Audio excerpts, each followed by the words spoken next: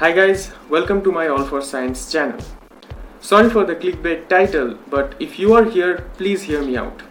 No, a miniature sun has not been created on Earth, but what has been done is a recreation of solar winds by a group of physicists from the University of Wisconsin-Madison. But how does that help? It does, since solar winds are capable of interfering heavily with electronic equipment, and considering that all our satellites are up in space, a strong gust of solar wind can easily make the satellites non-functional, creating a global blackout-like situation. Solar wind is formed by highly charged particles that break through the outer atmosphere of the sun, and the only thing that keeps us safe from these particles is the Earth's own magnetic field that deflects most of the wind around it. Some of these particles do manage to get very close to Earth at its north and south poles, and most of you may have already seen images of it.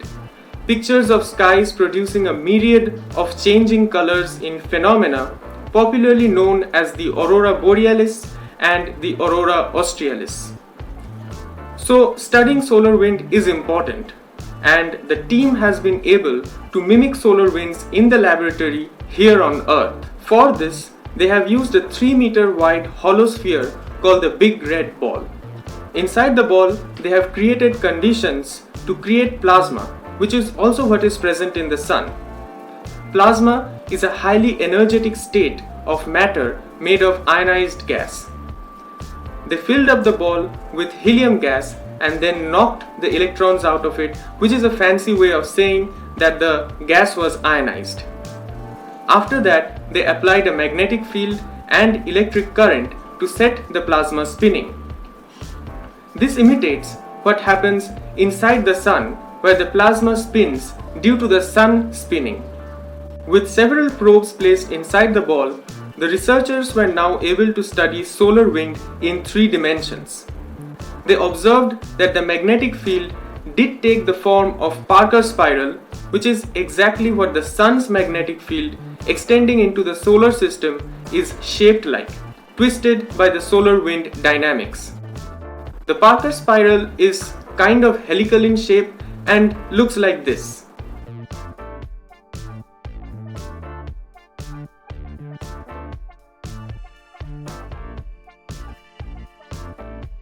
They were also able to recreate the occasional ejections of plasma from the sun, the cause of which is still unknown. The Big Red Ball could help with this. Last year, NASA had launched the Parker Solar Probe to study solar winds directly.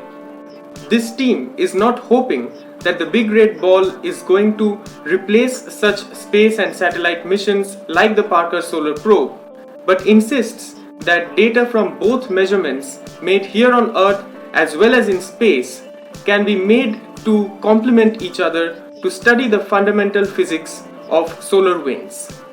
That brings me to the end of this video, and as always, if you found this informative, please do like, share and subscribe. Your encouragement does help me a lot and makes me want to improve and make more of these videos. So until we meet in the next video, keep learning, keep spreading what you know. Take care and bye-bye.